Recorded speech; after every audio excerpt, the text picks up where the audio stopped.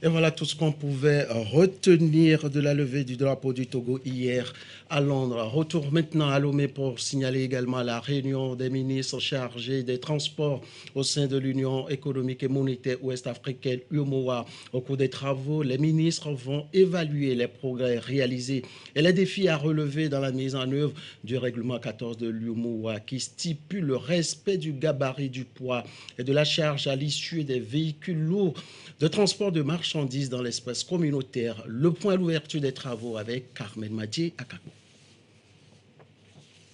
Le problème de surcharge routière reste difficile à gérer dans l'espace communautaire. La norme de surcharge à tolérer est de 15%, mais on rencontre des véhicules surchargés à plus de 20%. Une situation qui ne peut être résolue unilatéralement par un seul État. Il faut donc conjuguer les efforts. Depuis 2005, l'UEMOA a adopté le règlement 14 pour harmoniser les normes et procédures de contrôle du gabarit, du poids et de la charge à l'essieu. Après plusieurs tentatives en vue de parvenir à une application de ce règlement par les 8 États membres de l'Union, l'application demeure en deçà des résultats attendus. Les ministres des Transports de l'UEMOA sont donc à Lomé pour définir des pistes et solutions en vue de relever ce défi. Les États se sont engagés à la dernière réunion qui a eu lieu à Dakar en septembre 2019 à appliquer ce règlement à 100% à partir de juillet 2020. Nous constatons, après cette échéance de juillet 2020, que le règlement n'est toujours pas appliqué. Nous allons faire l'évaluation pays par pays, État par État, sur tous les aspects.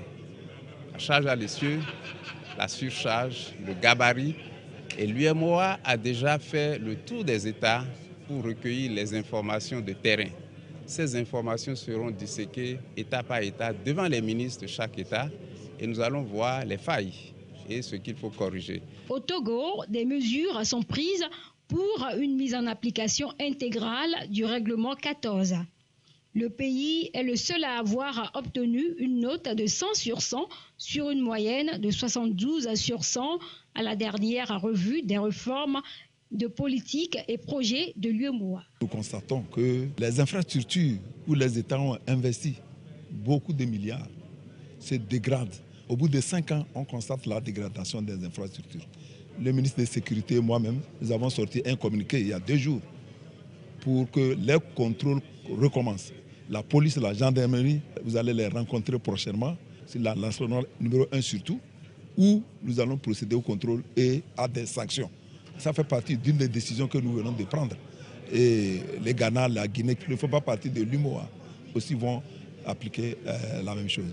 Le 16 décembre prochain, le règlement 14 aura 17 ans. Pour célébrer cet anniversaire en toute beauté, la commission de l'UEMOA compte sur la bonne volonté de chacun pour une mise en application intégrale de ce règlement dans tous les États membres de l'UEMOA. L'Union européenne soutient l'initiative.